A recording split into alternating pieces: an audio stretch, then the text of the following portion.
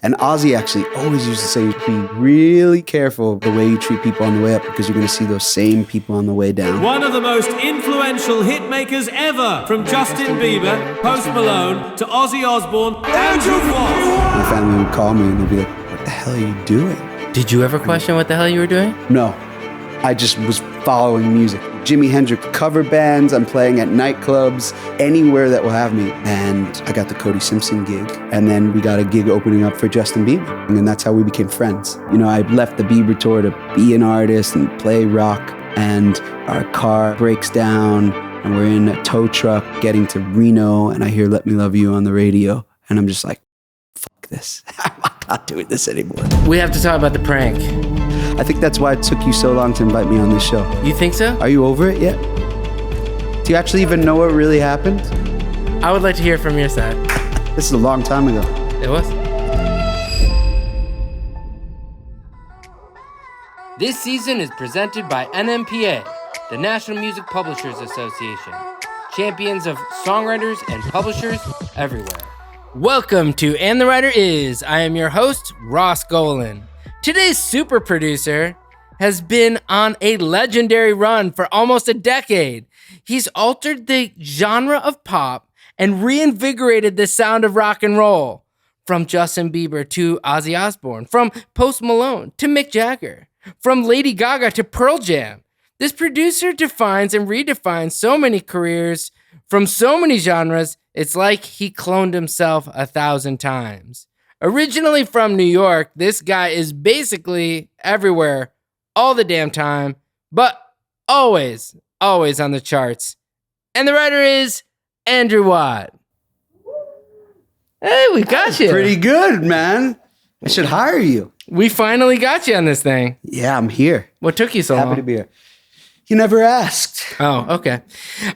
So you're obviously one of the most successful producers of the last decade.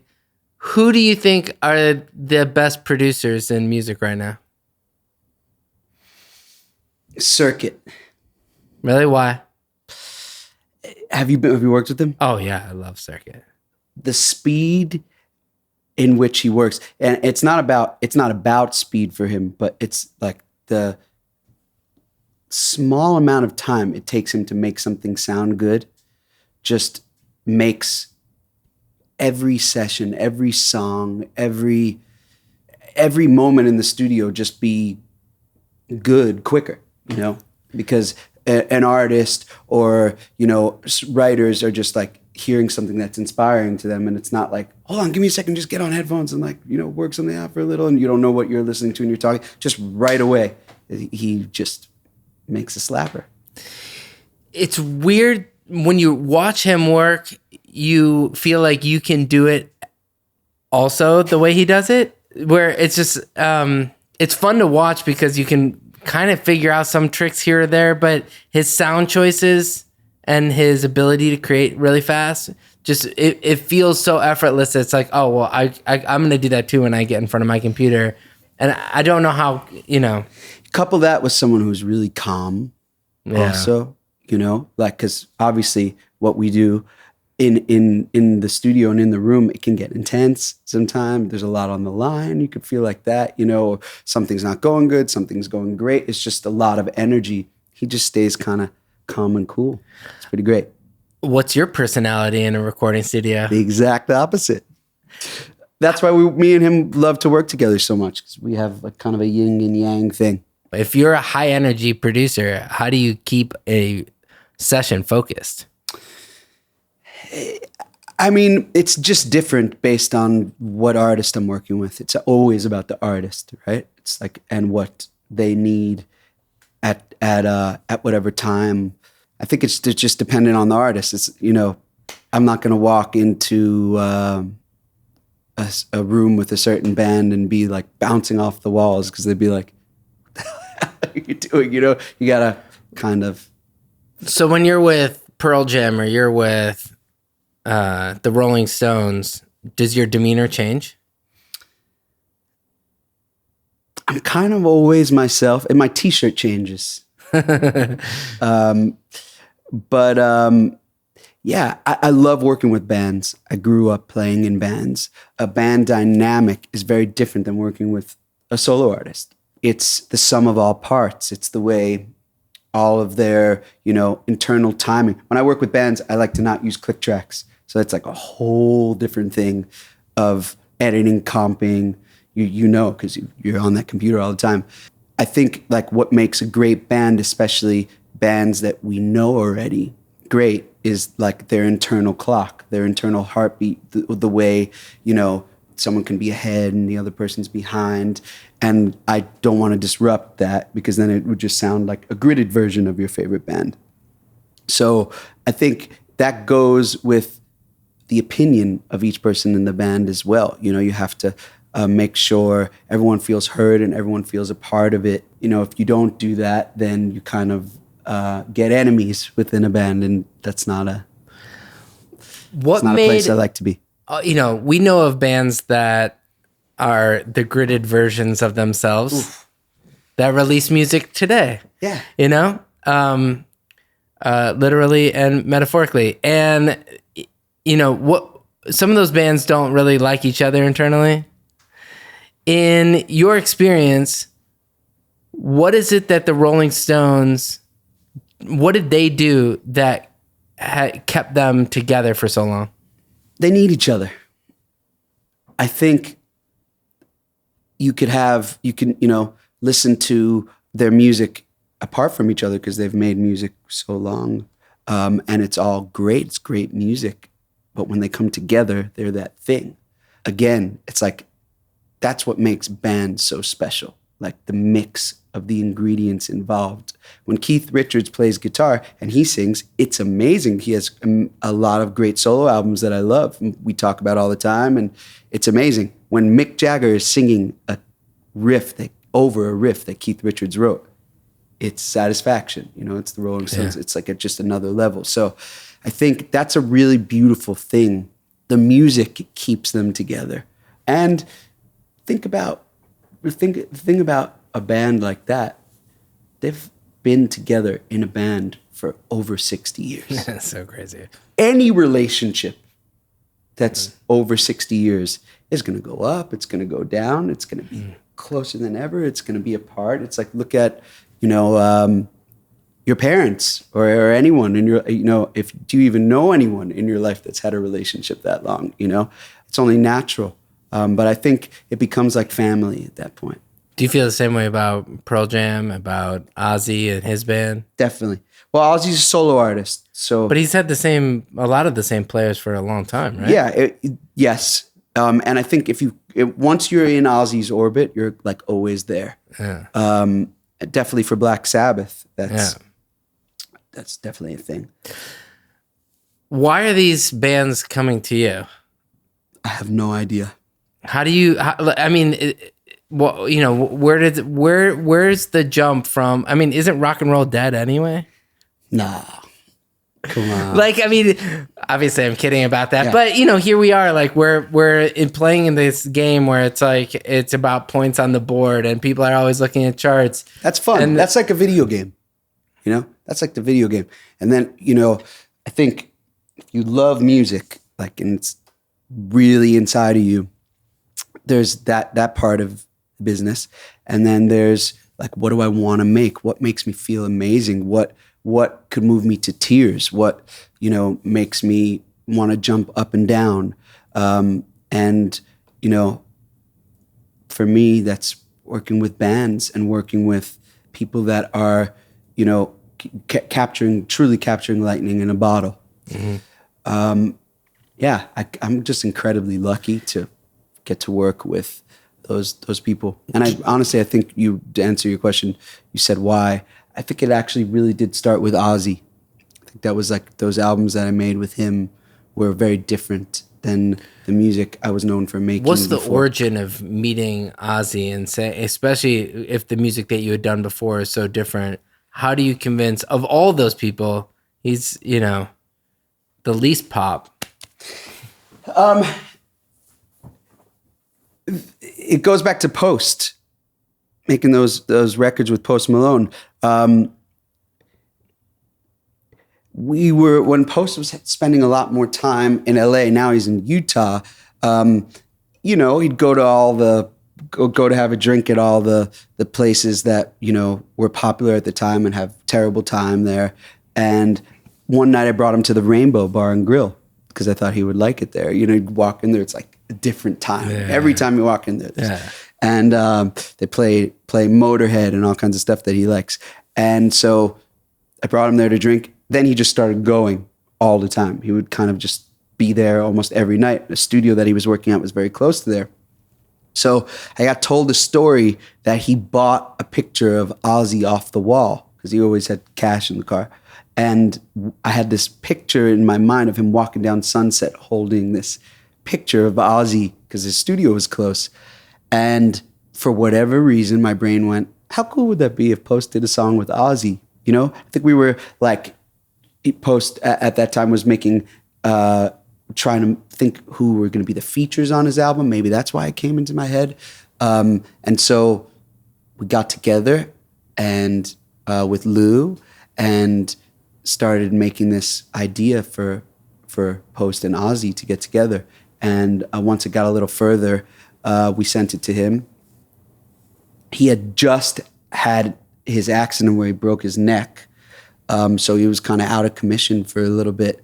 But like a month or so later, they came back to us like randomly being like, Ozzy loves it and wants to do it. So that's kind of where it all started. It's crazy, right? Yeah. To make something up in your head and then. When you think about great rock producers, we grew up in bands and, listened probably the same kind of music growing up. And were you interested in who produced the albums when you were younger? Yeah. Brendan O'Brien. Love the sound of his records. Amazing. Rick Rubin, of course. Yeah. Always. I'm a student of the liner notes. From the horn players to the, all. Do you remember where we met? You've been in my life for so long now. No. Where? We were, I remember this because a few people had said like, hey, have you worked with Watt yet? And I was like, nope, never met him. Haven't worked with him yet.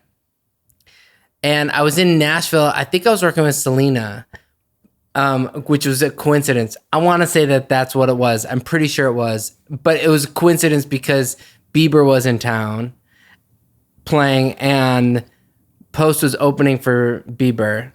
I remember. And we met at the arena. At the arena. Yeah, and Let Me Love You is.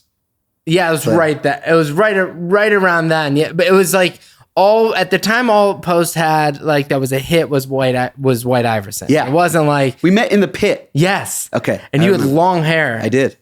That's true. The only other producer I can think of that had long hair when I met him that did all right too was Benny. What was the difference? First of all, meeting you there, and I remember you had like so much energy, and you're like, I'm a guitarist, I produce, I do all, like you were so excited. You had sunglasses on. Maybe that's plausible. Look, man, I was cool. You got to wear sunglasses inside. I don't know. I don't remember if I was wearing sunglasses, but I take your word for it. Did cutting off your hair make you a better producer? No, I think it's just. It got really annoying one day. Actually, I would, I'm always bending over to turn on amps and do all this stuff. And I was like at Henson in a session with Post. And I was like, going to turn an amp up. And, they always have those candles around. My hair literally went Michael Jackson Pepsi commercial. Like it was on fire. And Post and his manager and everyone in the room were just hysterically laughing as I was like, like my head was on fire and like they weren't helping me. They were just on the floor crying, laughing. So it didn't all burn. I mean, it was fine. It was like just funny. So that happened. And then I was just, I don't know, just feeling it one day. Shaved it. When you, it must have taken you a while when you walk into a room, people are like, I don't know who you are. Yeah, like, for a while. It's Andrew. I was known as Jew Balvin for a while. That's really funny. Okay, let's go to the beginning. You were born Yes. That's cool. Yeah. What do your parents do? My dad is an accountant, works at like a auto parts company, and my mom took care of us, which is very, very lucky. Do you have siblings? I do. I have an older brother and an older sister. How many of them play music? No one. No one ever in my family played music or did anything. And How did you start playing music then? I loved my dad would play me all kinds of stuff, and my brother would play me all kinds of stuff. And how old are you? 10 years older than you are. Okay. So I grew up with, you know, the start of like Napster and everything that was like big when I was like 10. Yeah. Right. So I was getting all of the music you could get. It was like anything. You could hear anything you wanted. And so a guitar came into my life, first a bass. And for whatever reason, the second a bass was put into my hands, I could just play. It was like, I know that sounds like fake, but I could just play it. Is it my hands worked together? It was just like, oh, I get this. It was like that. And then I like figured out how to play Smells Like Teen Spirit by Nirvana, and I was off.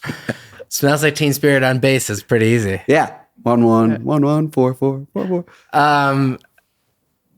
I played every day since then. I was like 10. Was it really instantaneously like recognizable to people around you that you had a skill, or was it that you loved it? Was it that you loved it, or was it that you were good at it?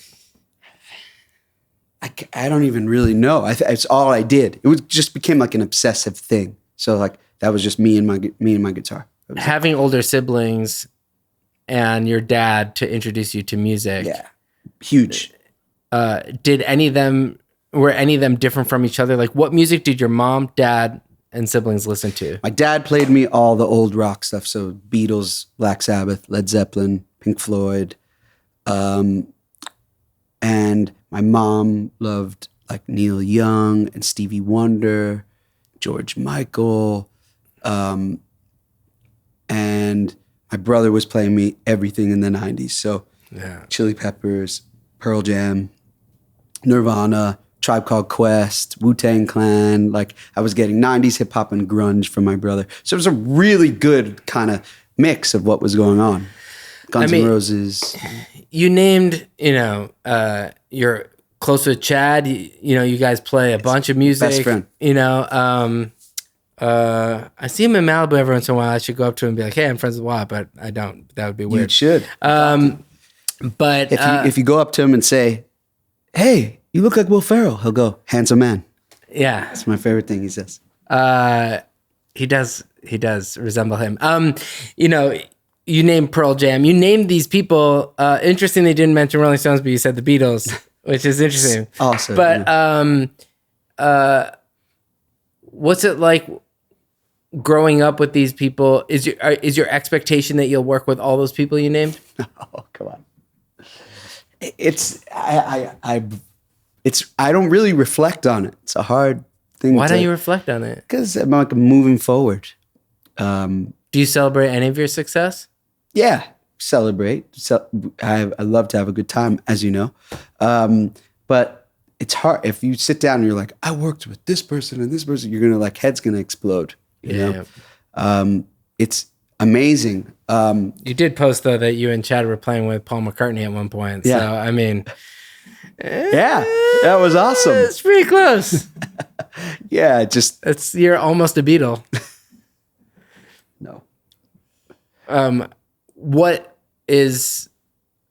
What's the goal for you? Keep making music for as long as I want to make music. I feel like so lucky and thankful every day. Don't you? Like you're in your amazing studio house right now, like you can just wake up every day and be like, my job is to make music. So as long as that can keep going, I feel like we're doing something right. I agree with you. You go to school for music for a minute, right? You go to NYU? Yeah. Or is it not for music? It was. No, it was. It was went to Steinhardt for a semester, and then I went to the Clive Davis School for a semester. And I think I'm their first dropout, actually. Which was that hard? Are you proud of that? No, it's just funny. I mean, that's hard. I mean, it's, Jews are supposed to finish school. Yes, that was the low moment in my, in the arc of like the family relationship. Were they mad at you? Yeah. Oh yeah. What gave you the confidence to just quit? I wanted to tour. I got a gig touring. The artist that I got a gig playing with went #1 in Greece. It's like the funniest. Doesn't like. What's the story? I mean, the guy went #1 in Greece, and we got a tour of Greece. And so I was like, I'm going to Greece. I'm on tour. Like I don't even think I got paid or something. I was just like, I'm going on tour, or I got paid $100 a week or something like that. Paid in grape leaves, literally. And I couldn't. I just left. Just kind of just went, and then my phone was going every time my family would call me, and they'd be like, "What the hell are you doing?" And did you ever question what the hell you were doing? No, I just was following music. Like, I just wanted to play so bad. And that's a big reason why I love working with bands so much, is because my inception point of music was just like playing live, getting to play my guitar. And so making music where that is like the whole thing is just so much fun. Yeah. So you tour around Greece. Artist gets dropped from Universal Greece. From Universal, he was signed to Interscope, but for some reason the song went big in Greece. Artist gets dropped. I had already dropped out of college.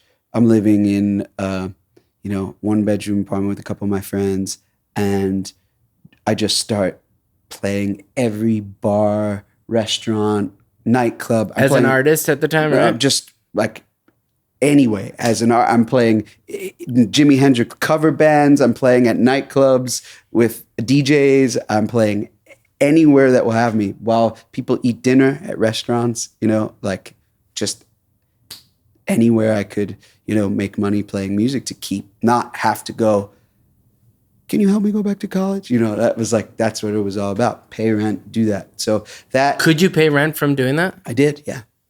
And that led me, because I was doing so many different types of things, that led me to start playing guitar for other people a lot more. And I got the Cody Simpson gig. What? Yeah. I played guitar for Cody Simpson. And I was like, at that point I was playing in a lot of rock bands, and I was like, I don't want to play pop. I don't want to play in a pop band, I'm like, and then I saw how much it was going to pay me a week, and I was like, I'm playing in a pop band, and I'm like, what? I get to play at Jones Beach. I get to play at all these, venues are romanticized to me. The things that, happened before there, the shows about, famous appearances at venues. There's a lot of vibe in classic venues. What are the coolest venues in the U.S. to you? I think Red Rocks is pretty amazing. You've been there? Yeah. The Beacon Theater, every time you're in there, it has a certain weight to it. Obviously, Madison Square Garden. But even the Troubadour is so classic. Amazing. Yeah, I was in the Roxy the other night. It's classic. It's just like, you think about Jim Morrison was hanging from the rafters there, Yeah, so was Ross Golan when he was baby. I hope you were thinking that. Cody Simpson is one of those guys that I think a lot of us, he would take outside songs and never questioned the songs. Yeah. And that was an era when it was like the A&R guy liked the song and would be like, you sing this song. And it's like, okay. It was a whole different different ballgame. Were you writing at all at that point? He's become a great guitar player. Yeah, so I got that gig, and I was just like, all right, I'm going to do this for 2 months, the summer tour, and then I'm going back to what I'm doing. And I wound up there, and then we got a gig opening up for Justin Bieber. And so I went on that tour, And then we toured the whole US, and I was in a tour bus. And then they were like, we're going to do a Europe tour. And then I was like, I've never been to these places in Europe. I'm going to go do that. So then I went and did that. And then they were like, you're going to tour America again. So we went back, and it just was this thing that just kept going. And through that time, you know, when it was the obvious conversation comes, oh, we need singles. Do you write songs? I went from being the guitar player to the musical director to writing songs to producing songs.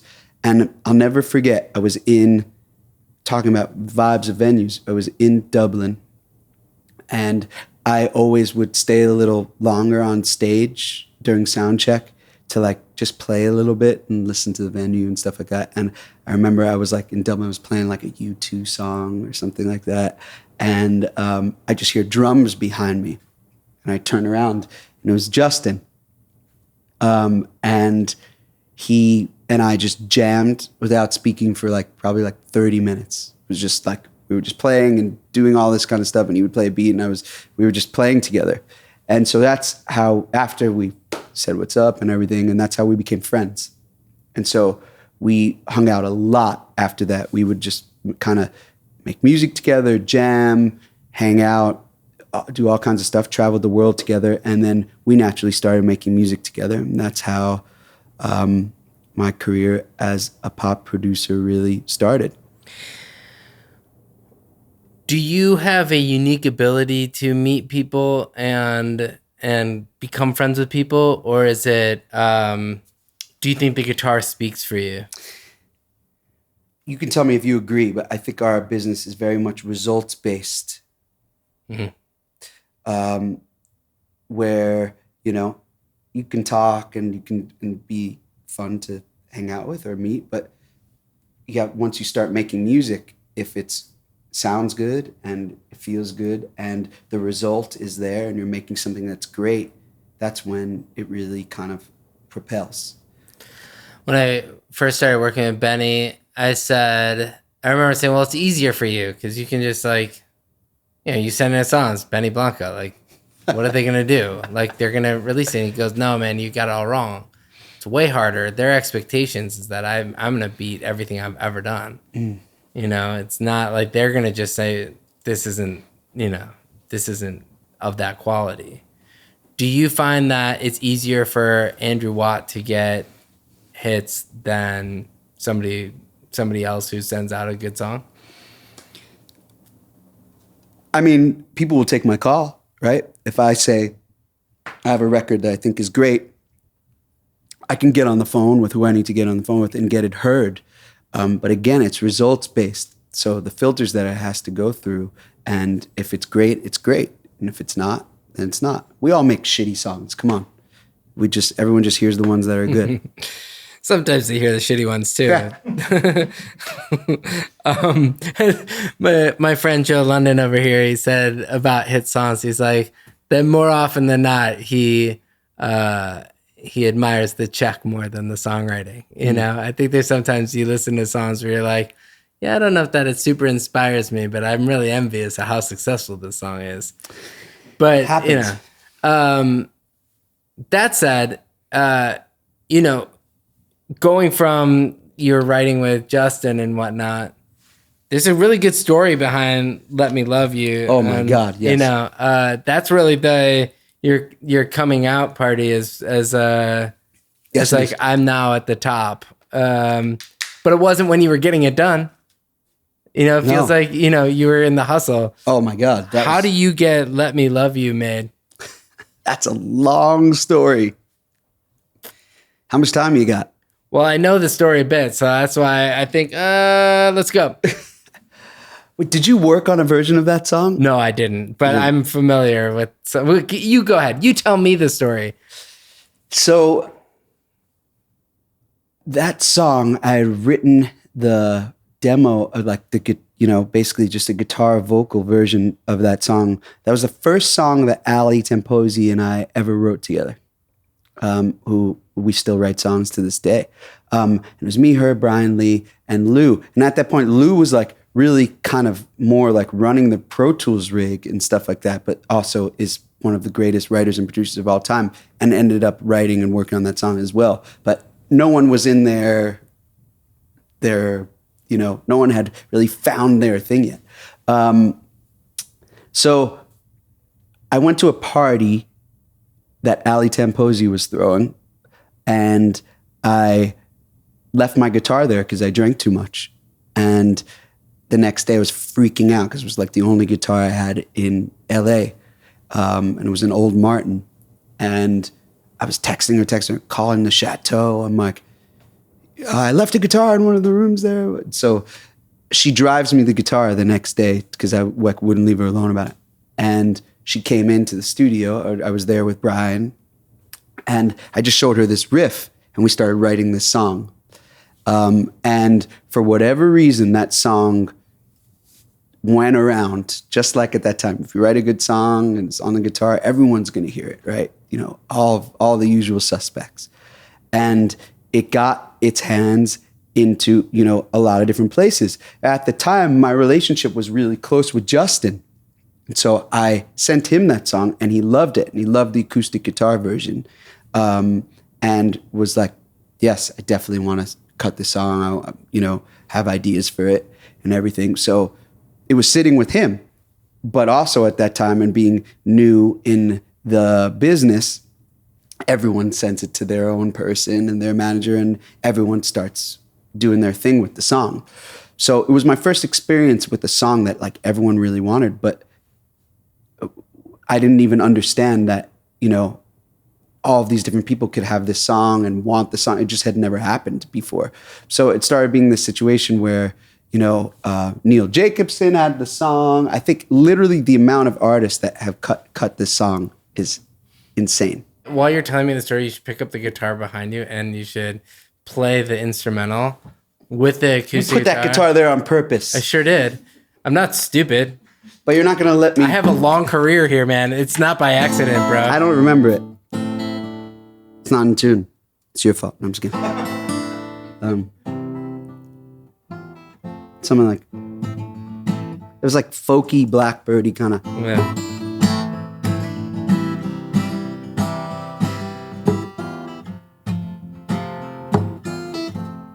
Oh, interesting how much of the melodies and the... And then, yeah. Don't you give up, nah, nah, nah, everything.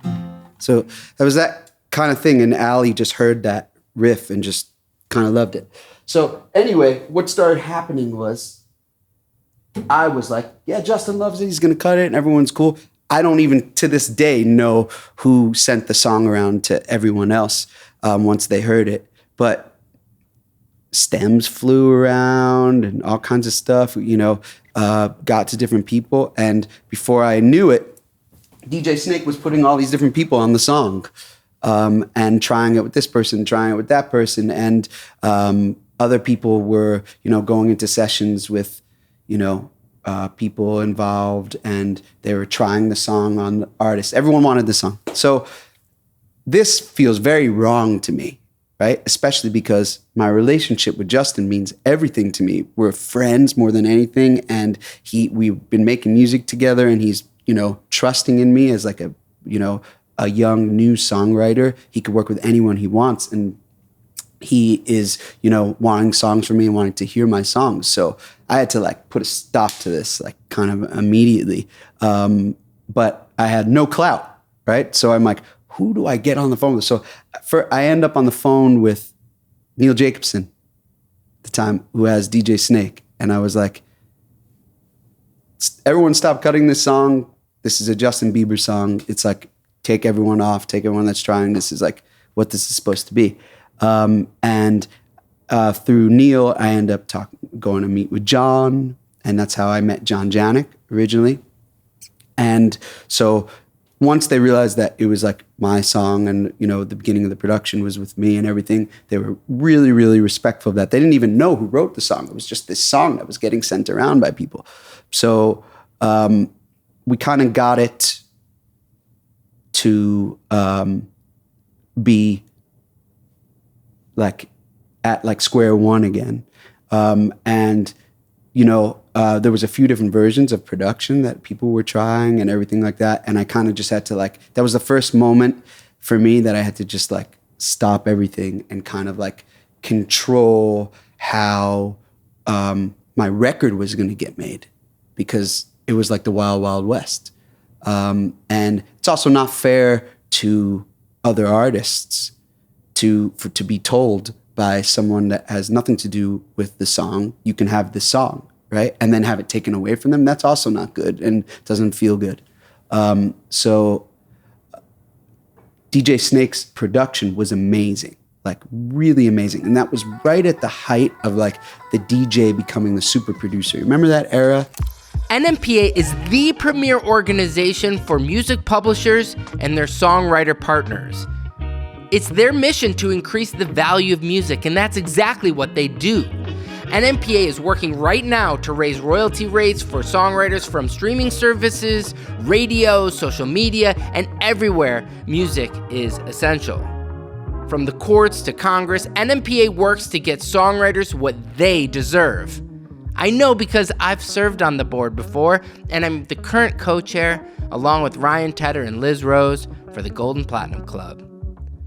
So again, thank you NMPA for supporting And the Writer Is and songwriters everywhere. And that was right at the height of like the DJ becoming the super producer. Remember that era? Mm-hmm. And like we had so much success, Ali and I and Brian, with these DJs. And that was kind of like the first one, but that was like in the height of Avicii and all that stuff and those songs. And we eventually got Justin to hear the DJ Snake production, which was very different than the acoustic record that he had liked at the time. And, you know, he liked it and showed it to some of his friends and all that stuff, and he wanted to record the song. Now, he did record the song. And at the time, he also had another song called Cold Water. That was with Major Lazer, which was also a very similar thing. And Benny and Ed and Diplo and everything. And it's Justin Bieber with the DJ. So the, opinion within the camp became these two records can't exist together at the same time. Now, if you take like the 21-year-old version of me, or however old I was at that time, I was a little older than that. Was it 2015? I don't even know. And you tell me I have a potential Justin Bieber DJ Snake song that's in question of coming out because there's this other song, like I'm going like balls to the wall, guns blazing to get this thing across the finish line. It was like the closest thing for us to have like our first song. So a lot of stuff happened and a lot of moving around to get it to be, out there and come out and be able to live alongside the other song and with the timing of everything. And it takes, it takes so much more than just the people making a song for a song to be successful. It's the team, it's management, it's the label, it's the promotion, it's everything. It takes an army to make a hit song. So everything had to be aligned. And at the end of the day, it was Justin's call for that song to come out. And it did, and it did what it did. And yeah, there's a lot longer version of that story, which we'll have to do Tokyo? A part two. Wasn't there like Tokyo? There was. What does yes. Tokyo have to do with the story? Leave that part out of the... Okay, cool. The other... Let's just stick with songs that are in that DJ-ish world. Like It Ain't Me is another one of those. Yeah. Like amazing. How do you get... Selena wasn't doing those features either at the time. No, she wasn't, but like in that time in LA, we were all kind of friends. That was a really cool time in LA. And, the age that we all were, everyone was kind of like going out, socializing together. And, it was like you were hanging out with the artists that you were working with or going to a bar or going whatever. And we became really good friends. And so I developed a relationship with her where I could just kind of send her songs and she would tell me what she liked or if she needed a song or wanted something like something else, we would kind of talk that way. So I sent her that demo when we had made it. And the beginning of the Kygo production was on there. She was like, I love this. That's like a not real story because she cut it like a few days after and it came out like a couple months after that. Like that literally never happens. Exact opposite. Of any song. Wolves was a different story too, wasn't it? Yeah, I think so. But that song and how quick it was, like, artist loves it, gets recorded, and then it comes out with a great plan. That was like, I don't think I ever had a song that come out that fast. What was it? What is Ali Tamposi, Brian Lee, Andrew Watt? What was why did the three of you guys work so well? What is it that you guys did together that you couldn't do individually or with other people? I wrote with you and Ali. We didn't write a hit. What is it that they like? What is it between the three of you at that time that made it great? I think we had a few of those like DJ hits in a row, and our structure started being writing for that. It was like verse, pre, chorus, post, which is the drop, right? And Brian is amazing with melodies, right? And amazing with like big melodies. There's a certain math that's involved with a certain type of pop music, and especially at that time, I think maybe it's not as important anymore, but at that time, it's very, like the house that Max built, that kind of, the Swedish math. Brian really understood it.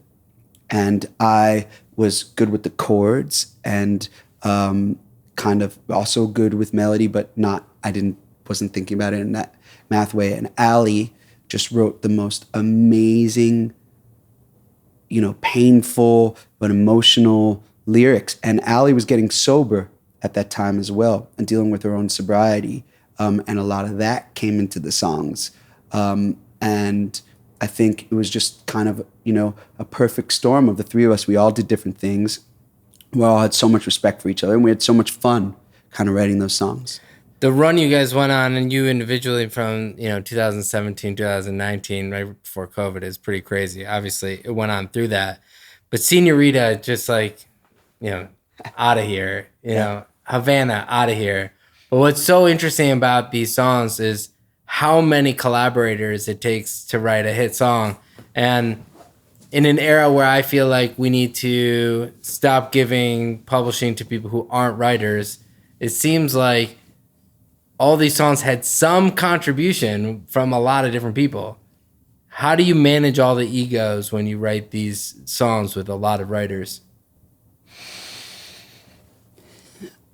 I agree with you, by the way, what you just said. And I think I always kind of just maintained the thing in my brain that if the collaborators, the people that were, in the studio writing the song from inception were always treated fairly and always equal, then we could always make music together going forward.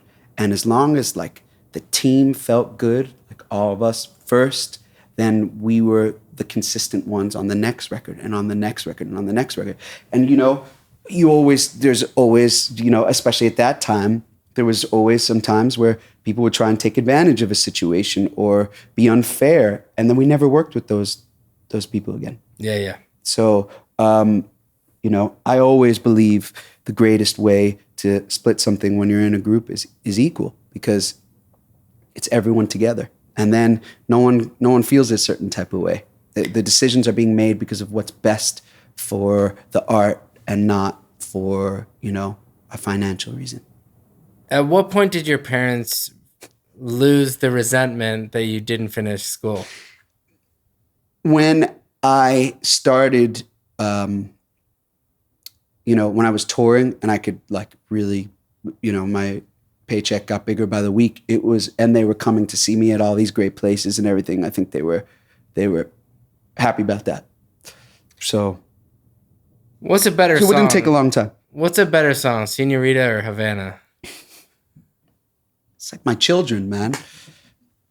I don't know. I think they're both. Havana's, what a weird question. I just felt like it was a weird question and would get a weird answer. That's called I've given you some weird answers. That's called clickbait. I gave you some of that already. Yeah, you're doing all right. Havana's annoying because it's definitely a song that, all those songs that people who haven't written pop songs yet and are like, oh, it's so easy to write a hit song. I could write it. Have you heard Havana? It's because it's like, it's so effortlessly simple, but it's so hard to make that. Let me tell you something. I will never forget Ali Tamposi. Sometimes you see human beings are unbelievable, right? Like they have certain points where they like it's Michael Jordan level, and they are, like they have superpowers. Like, that feeling when you see someone just go in a booth and you're like, holy shit, what just came out of you? Like, it's one of the most amazing things. We know that experience. Yeah. Like somebody just goes in, taps all the way in. And it's not like a, let's talk about our feelings type of thing. It's just someone on a mic, they're separate from you and they're just doing their thing. We had this conversation with Camila. She wanted to write a song about Havana because that's where she's from. And I'm sitting with Ali, and we had just had Let Me Love You and Havana. We're like, what rhymes with Havana? And we're Havana. She's saying all this stuff. And I'm like, nah. I'm like, it's another nah song. She just looked at me, went in the booth, and literally spit that entire thing out. Like that whole hook, everything, So it was amazing to watch. It was like, there's 3 people in the room, but everyone's applauding. She bodied that. I brought Post up where, we were in that pit listening to White Iverson and being like, that sounds sick. And he opened with it and closed with it, which is always my favorite thing when the artist doesn't have enough songs, right? It's like, okay, I'm going to give it to you at the top and I'm going to give it to you at the end. But here's the great part about when writers come up is that if you're 3 steps further than you were at that time, and you meet Post and you have this relationship with them, somebody who's 3 steps earlier probably would have done that project because you'd already be working with somebody. You'd be busy doing something else. You totally miss the opportunity. This is the idea that I think a lot of writers are like, if I got into bigger rooms, I would have hits too. It's like, no, man, you don't understand. That's not how it works. It's like friends like you and Lou and Post come up at the same time. Yes. So it's like you guys weren't the biggest writers in the room. You guys just wrote the biggest songs. And it's when you walk into a room with the young writers, it's important to tell them that they have the skills in that room to write a worldwide #1 song. Not all rooms, but many of them. There's no bigger room than the room that you, Lou, and Post had together. That was the big room. You just didn't have the credits yet to like call it what it is. Yeah.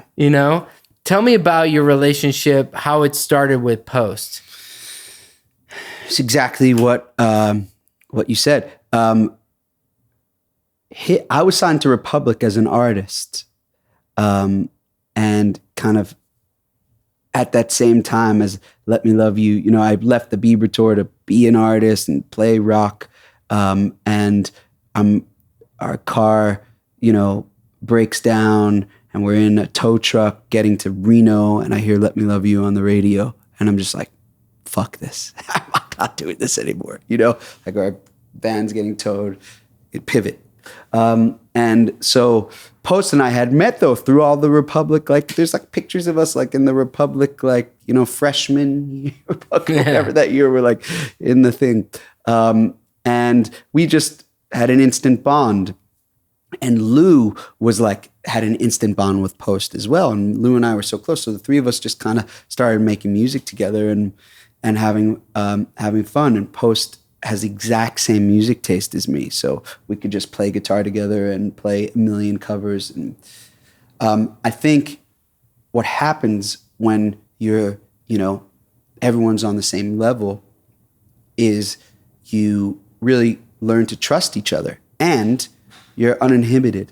Like you can say, I don't really like that to each other, right? There's no like, I'm sitting in the room with Post Malone and I have to just shut my mouth or I'm going to get thrown out of this room. It's like, no, you say what you feel and what your opinion. You're there to give your opinion. And I try and still be that way no matter who I'm in the room with.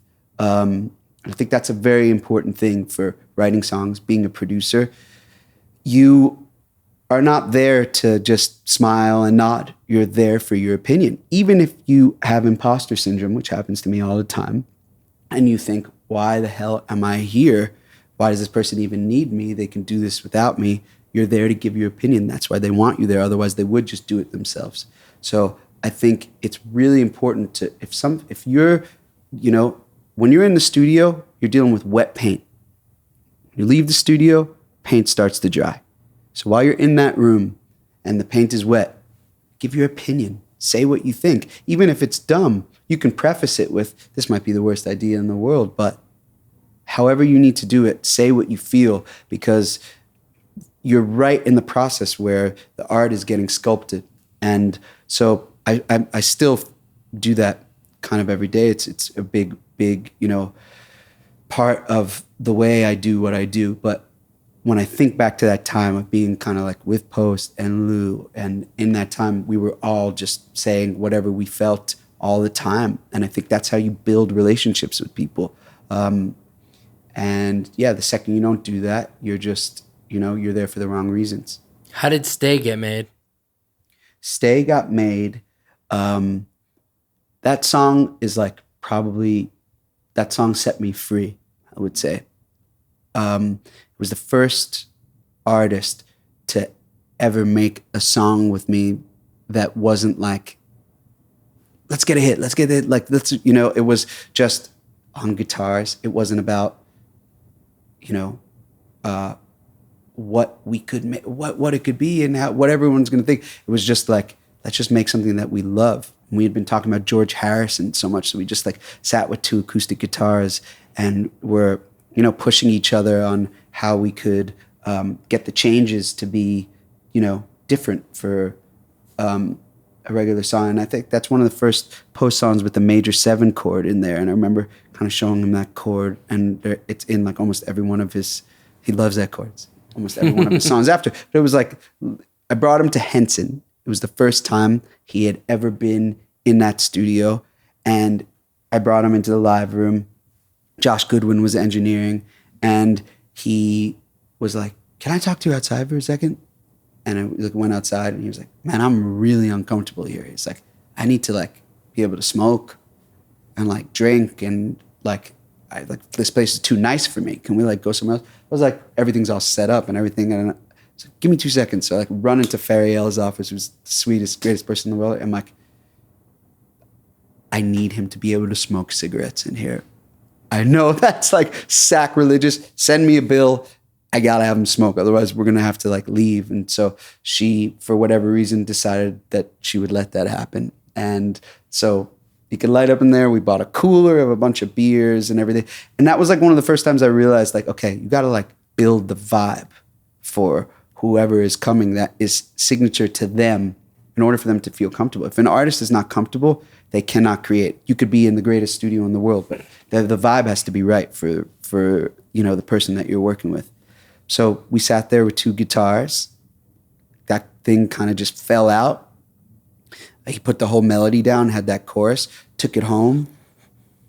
I stayed, added the bass, added the slide guitar, all the stuff that we kind of talked about before. Came in the next day, he said, wrote this on the bowl this morning. Showed me the lyrics. They were unbelievable. Put the cigarette out of my face. All this like insane, like, graphic, amazing like lyrics that were over this kind of, Beatle-y like guitar. It was like something that was just felt like there was so much contrast. And that was that song. And I think that was the first time I was allowed by the artist I was working with to make something that just had nothing to do with pop. It was like very freeing. And it was, a lot of people's favorite thing I had made at that point when it came out. And then it becomes pop. I mean, exactly. The irony of that is that it's like you're you moving away from pop, it becomes the quintessential pop artist of, the next 5 years. And that sound Yeah. of him with a guitar and, the vocal sound. And When we worked together, maybe we've worked together more than once, but I know we worked at Henson, and it was, and I think you just wanted to do like a couple days of doing some co-writes while you might have been doing others. I don't remember what the reason was, but I've only, maybe I've been to Henson a dozen times or something like that, but I was trying to remember where we worked, and then you said, I was like, oh, right, that became your spot. Yeah, we still work there all the time. They're amazing there. Amazing staff. How do you build a vibe for Miley Cyrus? That we worked on at my studio, which, I had a house in Beverly Hills. It was Charlie Chaplin's manager's old house, and we put a studio in the theater. There's not a lot of basements in Beverly Hills, and this was like kind of this basement studio. And yeah, we made plastic hearts there with Allie and Tedder and Lou as well. And yeah, that was like the first studio I kind of set up that was my own. And unfortunately, when LA was flooding during like the pandemic, or like right after the pandemic, it got badly flooded, and then there was mold, so we had to move everything out. Now we finally have another spot again, but we made so many records in that basement. It's amazing. Peaches was a big song. Yeah, that was made in that basement too. Justin. I remember when he came over to my house just by himself, and he was like, "What should we do?" And he was kind of seeing how my studio was set up and bouncing around, and I was like, "Go on the drums." And like we were jamming, and then he went on the piano. He played like every instrument, and then just got on the mic. And Haley was there, and I think he was just trying to like impress her in a really sweet way. Like his wife was there, and he was just staring at her, and that's where all those lyrics kind of came. And he was just staring at her and doing it. And then randomly, Shawn Mendes was also there. So Shawn Mendes is sitting in there, and Haley is there, and he's just like kind of staring at both of them. It's like this one big room, and he was just kind of like trying to flex in front of Shawn, but also like impress his wife, and he just beasted that whole hook. It was amazing. Next time we write together, I'll invite Haley and Shawn. Yeah. I feel like I see Shawn around quite a bit. Do you start thinking it's easy? Like, is it easy for you? I don't know. I've never thought about that. I genuinely, it sounds like bullshit or like a stock answer. I wake up every single day excited to go make music. You never know what it's going to be, And what's so much fun about, all the different genres in which I work in is that it all takes kind of like a different set of tools,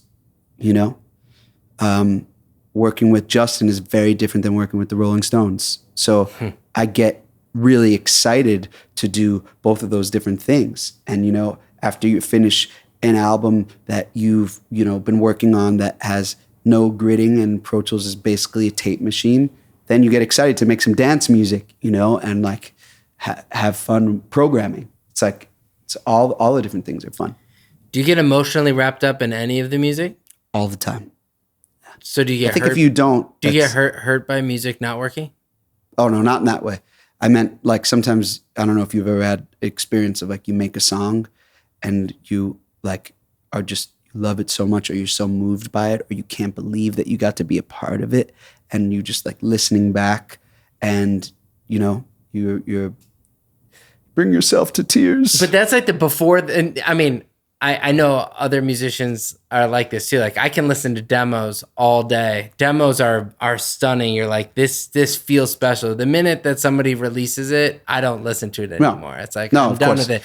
But the demo phase is so exciting. And that could be years because some of these songs take for a long time to come out where you're just like, I'm so detail oriented in my mixing process. And, the production process, obviously there's not a thing in like a millisecond of any of my records that I don't know exactly what it is and what it's doing and why it's there. So mixing a record is a very intense process for me. And when that is finished and I'm listening down to that before, I'm like, all right, let it out. Once it's out, I'd never listen to it again. If I did listen to it, I would want to change 100 things. But I remember hearing the song on the last Stones album that had Gaga and Stevie Wonder on it. It's called Sweet Sounds of Heaven.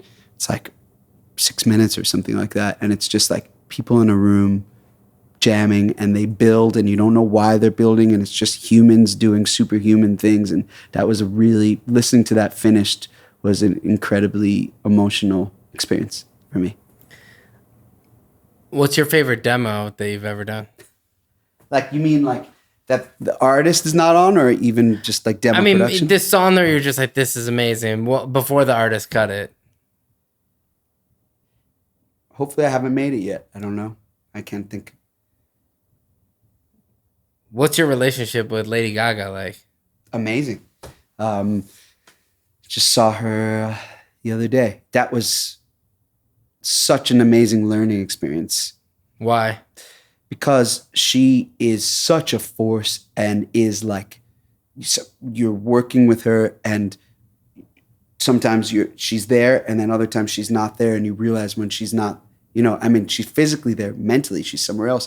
She's seeing like the entire movie of what she's about to create. I mean, it's a different level of artistry, if you get a chance, you have to go see the Mayhem Ball. Like, did you go? I didn't, but I heard it's incredible. It's like going to the theater. Yeah.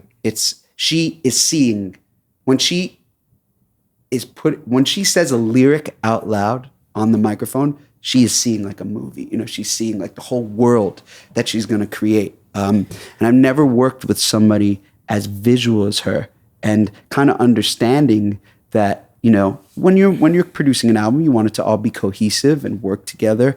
But past that, it has to, be able to be something that aesthetically will work together visually. And that was like, she taught me so much about that in that process.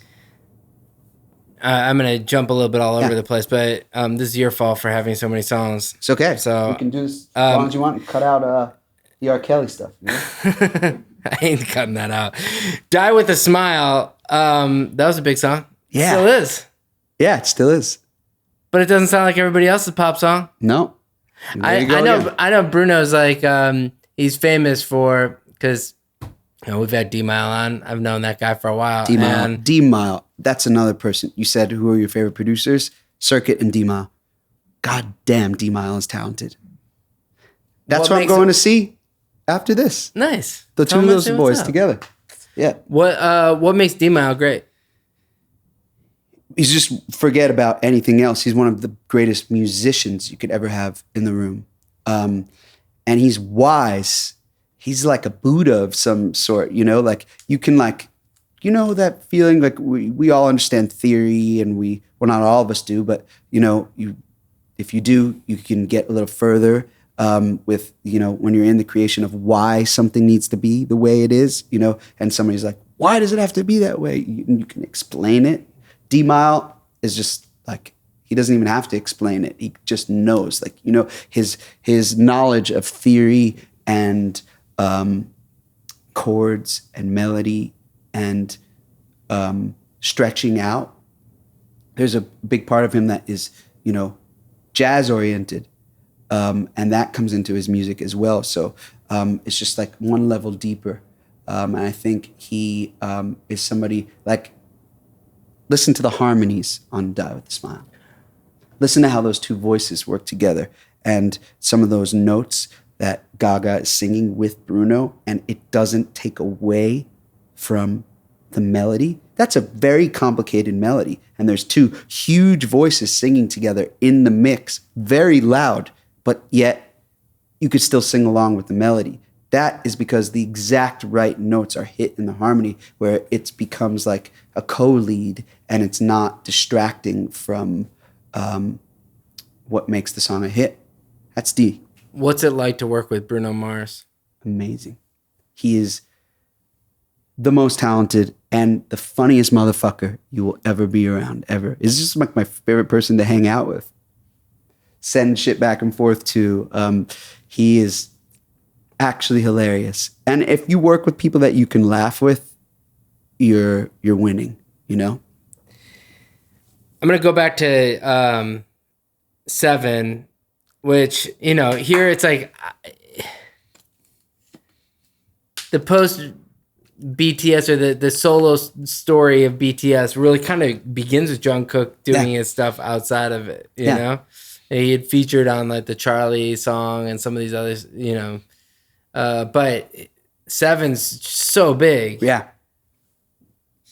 Do you think of that? Do you think of K-pop in the same way, in the success you've had in K-pop? Do you think of that in the same way you think of the success you've had in pop or rock? Is there a different... I really don't think of music like that.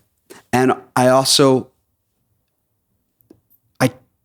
I listen to see what's going on a little bit, but I don't listen to new music that much. I listen to, if I really like something, of course I will listen to it, but I'm not studying new music to see why it's working or what it is or how it is.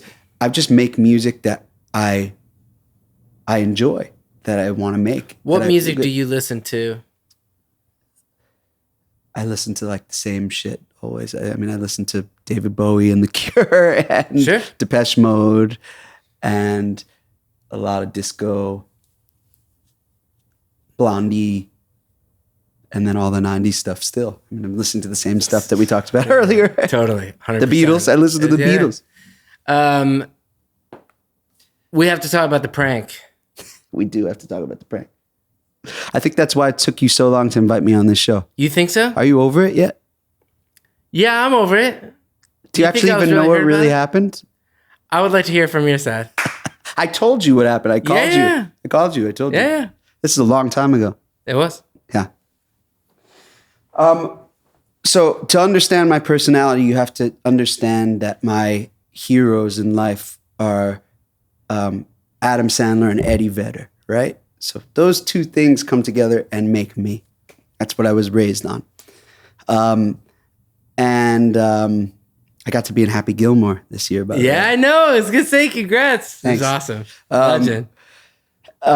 So I love prank phone calls. And that's actually the last prank phone call I ever made because of the damage it did, because I'm just too good, you know? And so it was in a session with Allie and I think Justin, and I was like, what should we do? We were having like a down moment, and I was like, I'll do a prank and prank phone call. And so I just had this thing with the prank phone call where I don't think too hard. It has to be like off the cuff, and then stuff just kind of flies out.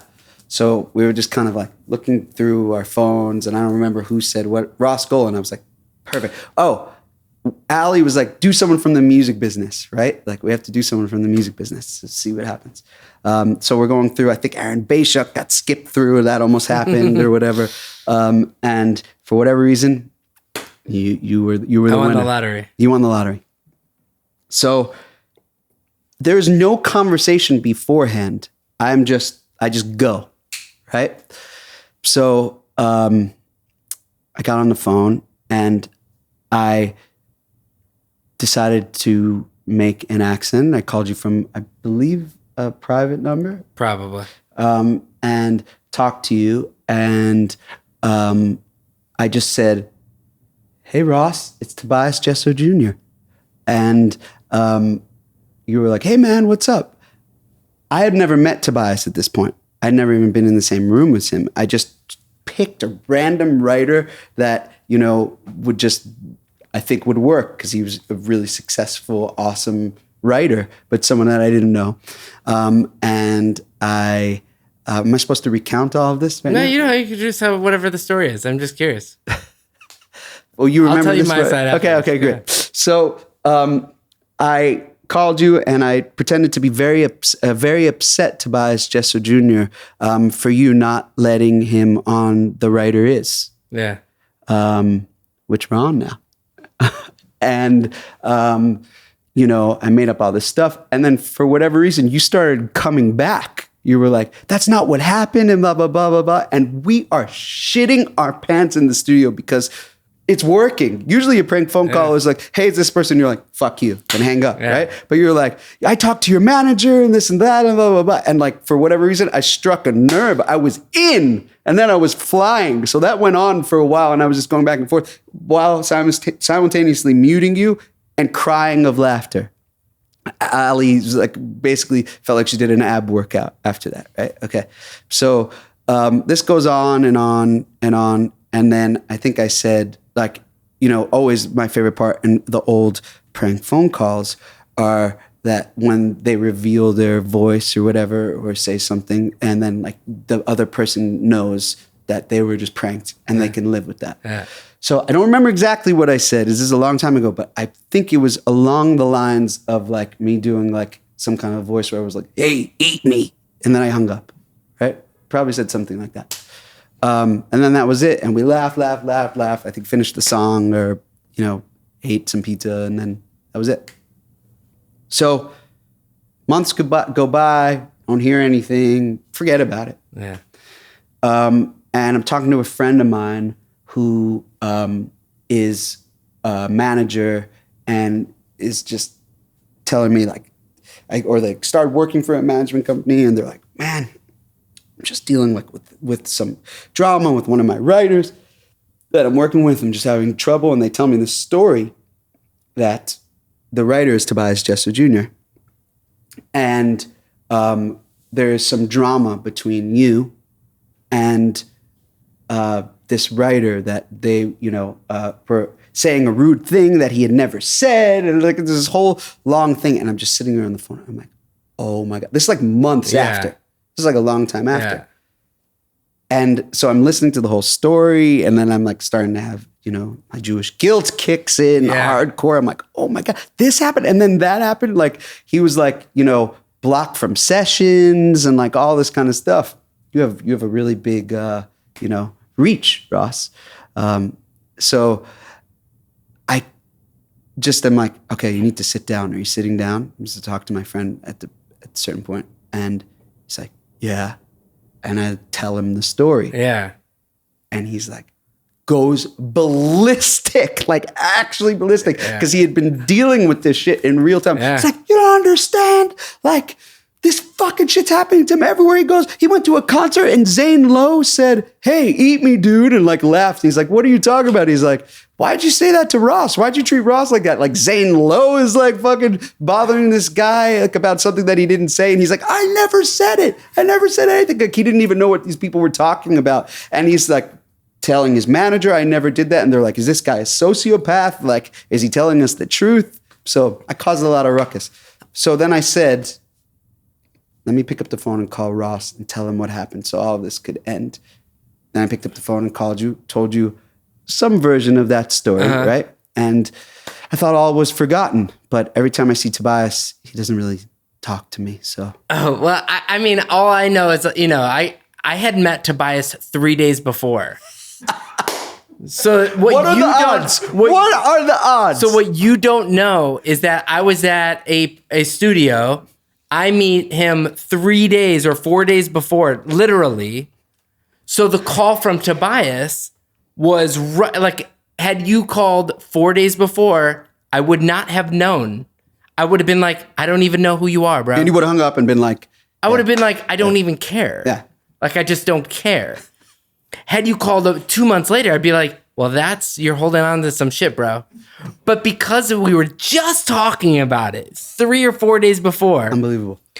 But all's forgiven. Love you. What happened? No, come on. I mean, look. I told that whole.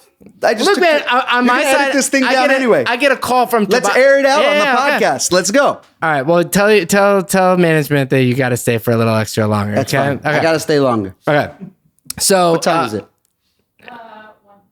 Okay, I'll stay for another hour. Here we go. Go. We don't even need that much time. But what? You don't want me? I do. I want you for about. I'll give you a half hour. Okay. I get a call. I pick it up, and it's like, "Hey, man, it's Tobias. Oh, what's up, Tobias? I just met you 3 days ago. How you doing, man? You know?" It's believable. Total pretty believable good. timing. I'm good. Yeah, really I didn't good even at know what prank. his voice sounded like. But I don't either. I only met him once, 3 days before, outside of a studio. Okay. And it was like, oh shit, we know each other. Yeah. We should hang sometime. So it was like, we had just talked about it. Like, And so it was like, fuck you, I'm not going to. And by the way, I think it was like a blocked number. So I didn't, who knows? I just wasn't paying attention, Were you offended? Well, I'm a songwriter, so like my love language is words of affirmation. So when somebody's like "fuck you," you're kind of like, "Oh my god, this is like I'm a bad human, and I did something wrong." Struck a nerve. So it struck a nerve, especially because I kind of get like random shit with this podcast sometimes. It's like people want to be on, people don't. It's like, man, I'm just trying. We're just doing the thing, right? You know what this sounds like? An amazing prank call. Yeah, it sure does. Okay.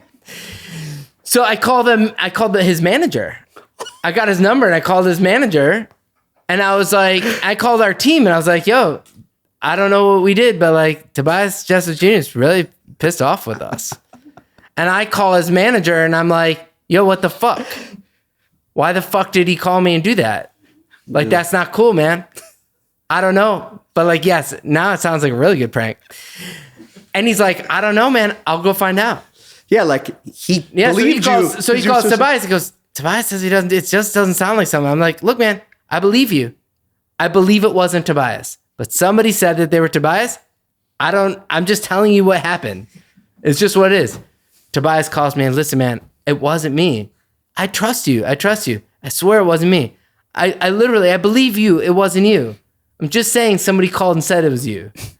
And so I'm calling your manager to let you know that. And now I'm talking to you about this call that I got. And, I don't like block people from like shit. I don't like, I do think there are a lot of people who have my best interest in the music business, but I don't think that like there was anything intentional. I hope nothing ever. Obviously, the guy won Songwriter of the Year the first year of the Grammys, which I'm proud to have some part to do with the Grammys. Me too. So it's great, But it was a moment of like, I don't understand. I don't understand the odds of getting that call 3 days after. So when you called and said, and there's video of this somewhere. No video. No, somebody has it on their phone, I think. No. Doesn't Allie have it on her phone? I thought somebody had it on their phone. Really? They're If prank there calling is, that. then I would love to see that. But now I would love it too. Yeah, me too. And if we do, it's going to make this episode. yeah, let's track it down. Yeah. If only we knew the people who were in the room. No, it was definitely like that moment of like, maybe it's like you kind of like, when you called me and said it, was like, oh, okay. This now makes sense. It feels weird for me and Tobias, and neither of us had anything to do with it. But you have not. When you won your Grammy, I'm sure I texted you to say congrats. Absolutely. Like yeah. I don't have any ill will. No. That. Like I'm just an idiot. I just want It's you to just- know, like the damage that was caused was the odds of knowing him, having met him 3 days before. It's unbelievable. It's really unbelievable. Sounds meant to be a little bit. It sounds really meant to be. And I'll just go on the record and say, again, I'm so sorry, Tobias. We never meant to cause you any pain. And we love you. And you're so talented and amazing. Deserve all of the accolades and success you have. The three of us should do a session. Tomorrow. We should literally do a session. We should film the session and like we should just do the thing. I'm in. Are you? I'm in. Okay. Tobias, are you in? Okay. Hey, I'm sorry to hear about Ozzy, man. In a moment of like sincerity, I know that he like had a huge part of your life. Yeah. It's really hard for me to talk about. And think about him every day, all the time. It's really fresh still. So, how was your relationship with him? What did you talk to him every day? yeah, we talked every day. And he was the funniest texter you could ever imagine in your life. And those texts took him like an hour to write and were very long, but he did them one finger at a time. And I miss those texts so much. unbelievable journey he had on this planet. And I am so thankful to have been a very small part of that journey. He was a huge, huge part of mine. And for whatever reason, we were put together on this earth at this time when we both really needed it for different reasons. And he used to always say, there's so many people on this planet, and yet you meet so few of them. And it's no coincidence that you meet the people you meet. They're in your life for a reason. So I really believe that he was in mine for many reasons, but I believe it was fate. So, well, thank you for being one of the people I've met on this planet. yes. You know, it's like the fate part of things where you know, there's no reason why any of us should be sitting in a room together in any capacity. It's fate that I prank called you. It really is really remarkable, man. I feel like we'll end up having part 2 and part 3 and part 4 of this now that you've been on the podcast already. So yes, I'm so happy to be here. Thank you for asking me on. I really did think I was banned. I don't think that hard, man. Oh, okay. I will say there are, the people who know me know that there's a list. You're not on my list. So there you go. Thank you. It's a short list, but there's some people where you're like, yeah, there are definitely some people who've asked to be on the podcast where I'm like, you do not remember how you treated me on the way up. That's also a big thing.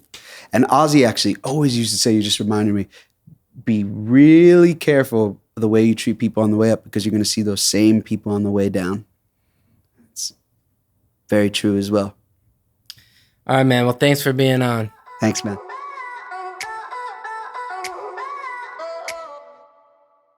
We hope you enjoyed this episode. It was produced by me and Joe London in association with Mega House Music Group. If you like this episode, go give us a rating at wherever you listen to your podcast, and make sure to follow us at And the Writer Is on all your socials. We'll see you next week.